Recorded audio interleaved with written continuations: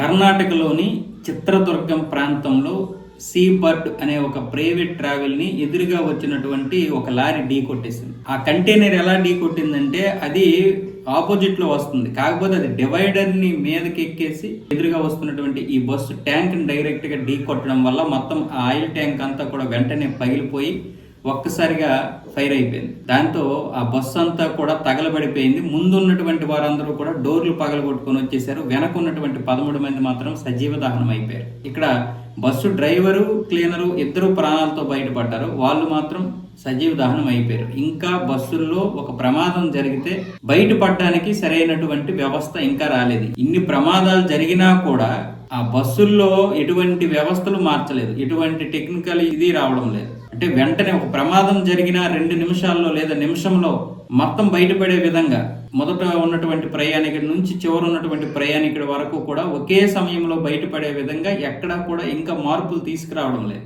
ప్రజలు కూడా ప్రాణాలు పోయినా పర్వాలేదని అన్ని బస్సులు ఎక్కుతున్నాం మనం కూడా. అంటే అవసరం వస్తే మనం కూడా ఎక్కిపోతాం. ఎందుకంటే ఆ బస్సుకి ఏదో జరిగింది, మన బస్సుకి అలా జరగదులే. ఎక్కడో జరిగింది, మన బస్సుకి ఇంతవరకు ఏం జరగలేదు. మనం ఎక్కిన బస్సుకి జరగదు, మనం ఎక్కిన కారుకి జరగదు, మనం ఎక్కిన ట్రైన్కి జరగదు. ఇదే అశ్రద్ధతో ఉన్నాం అందరం. బహుశా నేను కూడా అంతే, ఏదైనా అవసరం అయితే ఫటాఫట ఎక్కిపోతుంటాను. కానీ ఆ 13 మందే కాదు కదా, ఇప్పుడు ఆ 13 కుటుంబాలు రోడ్డును పడ్డాయి. మొన్న ఒక 22-25 మంది కుటుంబాలు రోడ్డును పడ్డాయి. అంతకుముందు నార్త్ ఇండియాలో ఒక ట్రావెల్ బస్సు తగలబడిపోతే అప్పుడు ఒక 20 కుటుంబాలు. ఇలా ఎన్ని దారుణాలు. ఇంకా ప్రైవేట్ బస్సు అనే కాదు, అసలు బస్సు వ్యవస్థలోనే అసలు సరైనటువంటి ఇది లేదు. మొత్తం వ్యవస్థలో లోపం.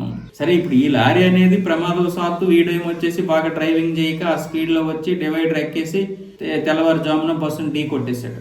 కానీ ఢీ కొట్టిన దానికి ఒక సమయం ఉంటది కదా, బస్సు తగలబడిపోవడానికి 1 నిమిషమో 2 నిమిషాలు సమయం అయితే ఉంటది కదా. ఆ సమయంలో అందరూ కూడా తప్పించుకునే విధంగా మనం ఇంకా బస్సులు తీర్చిదిద్దలేదు. అది కూడా స్లీపర్ బస్సులు ఇంకా ప్రమాదం. మొత్తం అందులో 32 మంది ప్రయాణిస్తున్నారు, 13 మంది సజీవ దహనం అయిపోయారు. ఇప్పుడు మహా అయితే ప్రభుత్వాలు ఏం చేస్తాయి, ఎక్స్గ్రేసియా ప్రకటిస్తాయి. 10 లక్షలు 15 లక్షలు ఎక్స్గ్రేసియా. దానివల్ల కుటుంబాలు ఏం బాగుపడదు. ఆ పిల్లలు తల్లిదండ్రులు లేని వాళ్ళు, లేకపోతే పిల్లలు ఉంటే అనాథలు అయిపోయినటువంటి తల్లిదండ్రులు, దీనికి ఎవడు సమాధానం చెప్తారు? రేపటితో మనం దీన్ని మర్చిపోతాం. కానీ వ్యవస్థ మాత్రం ఇంకెక్కడా కూడా మారడం లేదు.